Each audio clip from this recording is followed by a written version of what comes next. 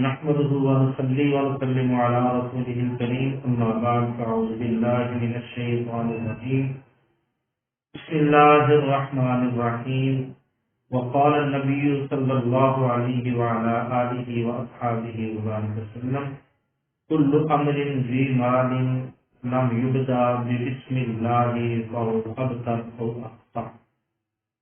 میرے نبی علیہ السلام نے بسم اللہ الرحمن الرحیم کے اوصاف کو، اس کے خصائل کو، اس کے خوبیوں کو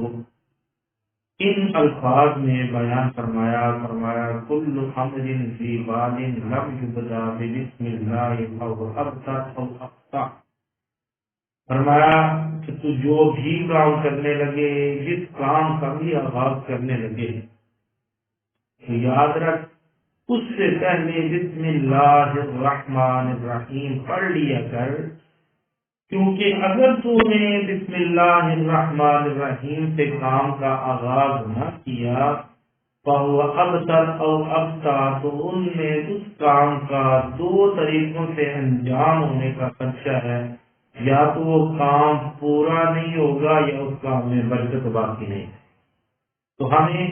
چاہیے کہ ہم بسم اللہ الرحمن الرحیم سے پڑھیں، لیکن یاد رکھیے گا اچھے کام سے پہلے، نہ کہ انسانی ضروریات کے